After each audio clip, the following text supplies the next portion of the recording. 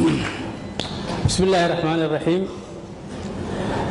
مدحوينها دولة قلمدق ومرتدى آنونا هاي دمان مدحوينياشا كالي بارلمانكا iyo madaxweyne ku-xigeenka galmudug labada gole labada heer ee federaalka marti sharafta kale bulshada rayidka assalaamu calaykum waraxmatullaahi wabarakaatu qof walba waxaan ku salaamay magaca iyo mansabka iyo brotokoolka oo halkan ku fadhiyo runtii waxaan jeclaan lahaa inaan si niyada oo kalsamiya u bogaadiyo madaxda iyo shacabka galmudug oo ugu horeeya madaxweyne qoorqoor ilaa iyo caawa waa laga sheekayn karaa wanaagga ee aan halkan ku aragnay laakiin waxa tusaale ay noogu filan tahay oo darsi noogu filan tahay midnimada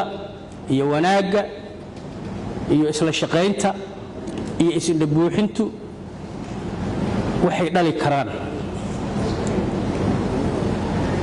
wadan in horumar la gaarsiiyo waxaa ka horeeya hal shay waxaa ka horeeya horta wadanka in loo laxa jecloodo waxaa muuqata oo aan marqaati ka nahay reer galmudug inay u laxa jecloodeen wadankooda oo ay caqli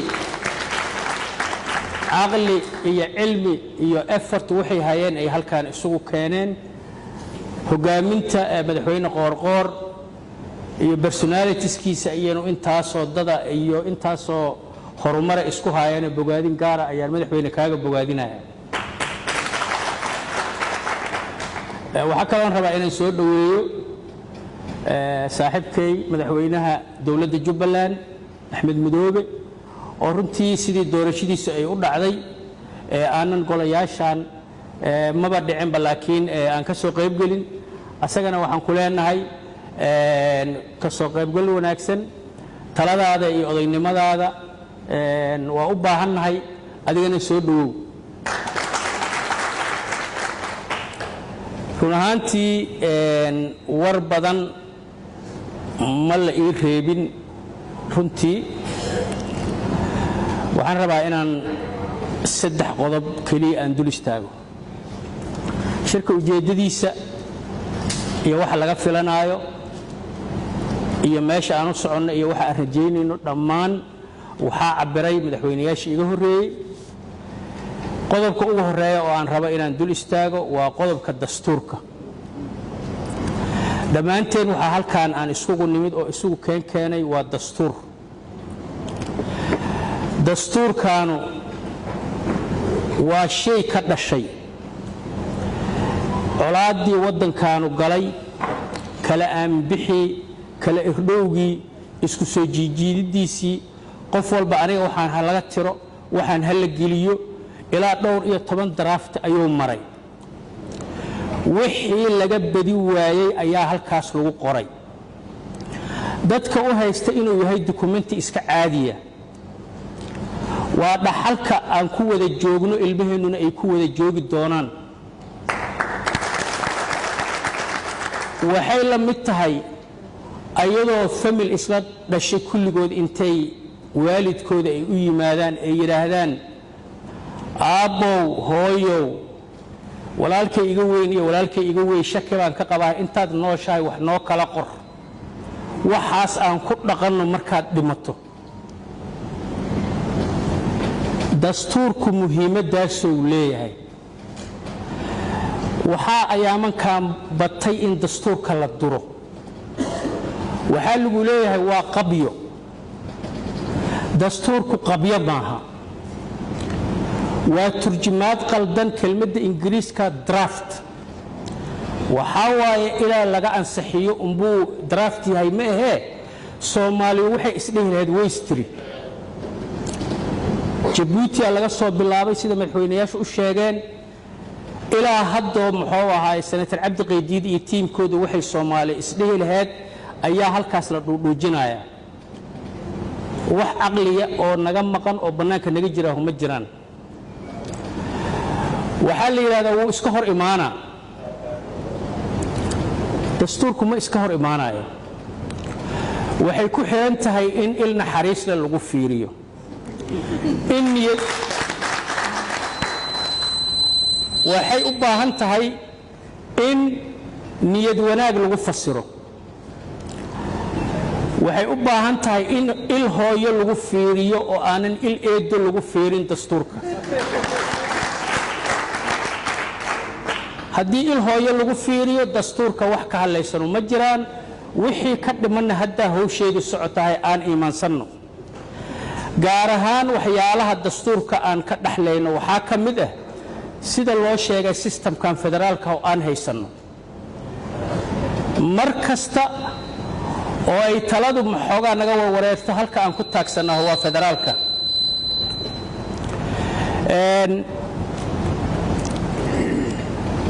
waa meesha xuquuqda muwaadinku ay ku kaydsan tahay dastuurkaas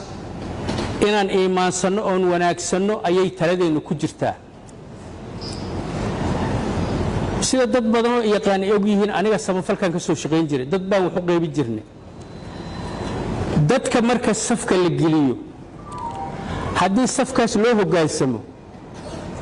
oo qof walba waqtigiisa sugto oo qoraxda iyo dhibaatada iyo qolada safaysa iyo ay u dulqaataan hawshu fudayd ay ku soconaysaa laakiin haddii safka midgooyo oo wuxuuna xaq u lahayn ka doono oo mid kale halkan ka galo oo mid kale halkan ka galo waxa dhan waa isku dhex yaacayaan waddankan in xasilooni siyaasadeed laga helaha waxay ku xiran tahay inaan dastuurka u hoggaansanno haddaan dastuurka u hoggaansanno qorax iyo dabayl iyo wax walba aan iskaga dulqaadanno waa waddan dagaal ka soo kabanayo laakiin waxaan hubaal ku qabaa oon ku kalsoonahay inaanan isnacayn wixii aan ku wada hadli lahayn meel ayay noo yaallaan arrinka labaad doorashooyinka madaxweynayaashu waa ka hadleen adduunyada sideedaba laba doorasho ka jirto waddan isku toosan oo wanaagsan oo taariikhdiisa la og yahay oo dadka musharaxiinta tabeelayaashooda iyo durbaanadooda ay soo qaadanayaan oo cid u baahan ay jirin oo dawladda kaliya la leeyahay xoogaa dawladnimada inaadan mataqaanaa aadan dadka tartamayaasha ku xusul gelin kaliya ee laga fiiriyo intaas doorasho noocaas waa jirtaa doorashada kale oo wadamada burburay iyo wadamada dhibaatooyinku ay ka jiraan ka dhaca hal shay saldhigu ah waxa saldhigu ah in lagu heshiiyo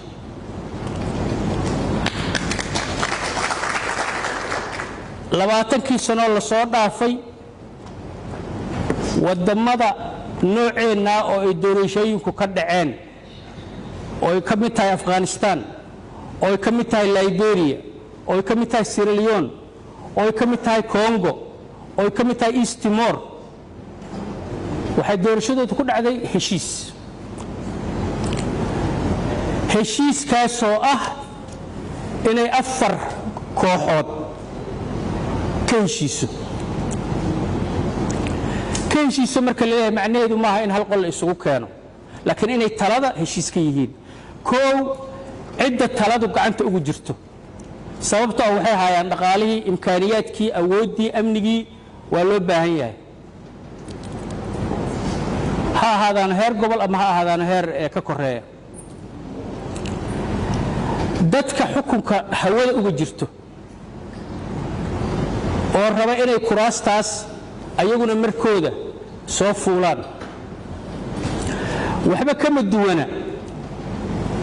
marka rifriigu labada kooxood kabtanadooda intuu isu keeno instructionska kala siiyo hadduu gooni qolo ula hadlo qolo kale gooni ula hadlo dadkii shicibkii fiirsanayay way waswaasayaan waa in dadka xukunka raba iyo dadka xukunka haysta ay tafaahum leeyihiin waxa kale laga maarmaana shicibkuna inuu raali ka yahay oo wakaaladooda ha ahaadaan odayaasha dhaqanka ha ahaadaan culimada ha ahaadaan haweenka ha ahaadaan muxuu ahay mutaqafiinta iyo dadka mufakiriinta oo fikira waa inay waxa socda ayaguna raali ka yihiin ugu dambeyn beesha caalamku waa inay legitimacy inay la dul joogto waaye maxaa waaye sababtu annagu Soomaaliya haddaan nahay waxaan xubin ka nahay ururo caalamiya United Nations ka kamida ururka carabta kamida kan islaamka kamida igada kamida dhammaan ururadaas waxay leeyihiin qodobo haddaan ku xadgudubno qabanaya sidaas daraadeed ma rabno inaan sameeyno doorasho ururadaas iyo beesha caalamku u arkayaan inaan fallaaganahay oo aan taladeena gooni aan u dhiganay doorashadu inay waqtigeeda ku dhacdo waa muhiim sababtoo ah waa safety valve waa meeshii systemka laga neefinayay dhammaan madaxweynayaashu waa ka hadleen muhiimadda ay leedahay in doorashada waqtigeeda lagu qabto lagana heshiiyo wixii intaas ka soo hara waa farsamo marmarka qaarkoodna waxaan isku haysanaa wax in la isku haystaba aysan ahayn tusaale ahaan waxaa buuq badan ka jira hadda guddiga doorashooyinku waa xubin farsamo oo loo sameeyay inay farsamada doorashooyinka ay hayaan haddaad fuundi guri u dirsato oo aad tiraa gurigan ii dhis oo uu ku yiraahdo muxuu ahay waxaan ku dhisayaa 2 usbuuc $10,000 kugu baxaysa اختيارك إن أقبشوا إن الديد ألا إسكاله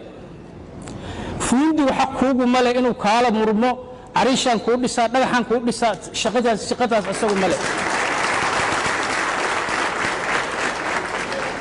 جد جالس هوشي سواق بصدي يا الله تبين حليب يريد نبكي هلا قد دايو ثلاثة أنا لا تشنين مالكي تلا نجسوا بحذو حدنا أيوة كعلينا أما كيب بدلن كعلينا سيدا إذا ورت مال عدلا إن لا إسكا قبصده أو لا إسكا حكتو أما لا إسكا شكيه وقدره قولك قدام بيو عن ربعين أنك هدلو وقبلك بنادر قولك بنادر وعاصمتي ودنك ومقالة أن وضلان هاي ودولة نمديني وسلدقيني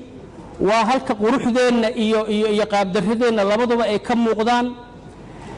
إن مر والبة تلديدا آخر الساعة لقوة هذا وهرتوا النصيب دهرو دتك حمرنا أرنتاس وسواس بدن بيجليسا نن صاحبنا ذكر وحويرني هو نن شركتهين hadduu xisaabta ka leexleexdo warcaaw xisaabtii maxaa soo xarooda war bari nooga dhig hadduu xisaabta ka leexleexdo ninkaas qaablaawo waaye kala baxa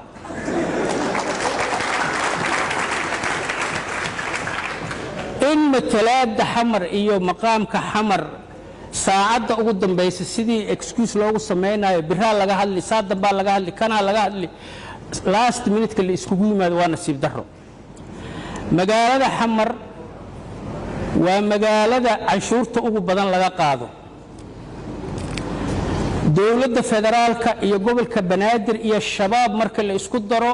وحل قياسا مقالة حمر إلا لغا قادو $1 بليون سنة كي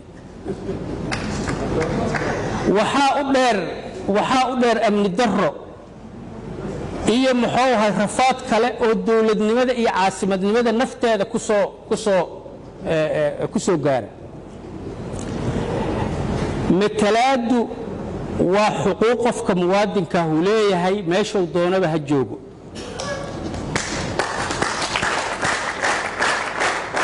صومالي دمانتين وحنويال إن كوضة التشنم مقامك مقالة سيد أنك يلينو إن كوضة التشنم ومد ميل دقن أو بدن أو واحتبط تاريخ دوا سو أرقني horaan u soo aragnay gobolada koonfureed iyo gobolada waqooyi markii la isku dalaayay si niyad wanaaga ayay reer waqooyi intay dawladnimadii soo qaadeen ay noo keeneen waxa dhanba in iyaga lagu wareejiyay ahayd waxa laga mutixgelin maxamed ibraahim cigaal oo raganimadiisa kula jooga alla jooga bas dawladdii markay soo burburtay salaam calaykum ayadoo la dhihin haddana waa laga tashtay dawladda la dhisay waa ka warqabtiin wax alla wixii shir la qabanayay oo dib u heshiisiin la lahaa hal shiroo dartood u baaqday ma jiro horaa looga socday nimankaas inay goostaan oo goosashadooda ay ku adkaystaan ma garay u leeyihiin mise gar uma leh gobolka banaadir waa caasimadii waddankoo ma goosanayso laakiin waxa ka suurtagala idin sheegi waxa ka suurtagala inay dhahaan Soomaaliyay cashuur noqotaya iyo amri darro noqotaya iyo culeys noqotaya 60 sanaan caasimadnimada soo haynay culeyska hana laga qaado meel kale hal la geeyo waxa ka suurtagala inay dawladnimada ka cagajiidaan oo canshuurta iyo mataqaanaa tacaamulka dawladda ka cagajiidaan oo shacbi madluumiin oo dhibaataysan dawladu kor fuushay inuu noqdaa yaa ka suurtagala waxa ka suurtagala in mataqaanaa weelku buuxsamo biyaha daadiyo arinta banaadir waa ka xumahay in mar walba aakhiru saaca walada ciyaarta maxay dhan injury time in mar walba injury time ka la iska warsado arintaas waxa laga bedelo caasimadaas waa wada leenahay aan wanaajisano si aan raalli aan isaga nahanay maqaam aan ugu raadino والسلام عليكم ورحمة الله وبركاته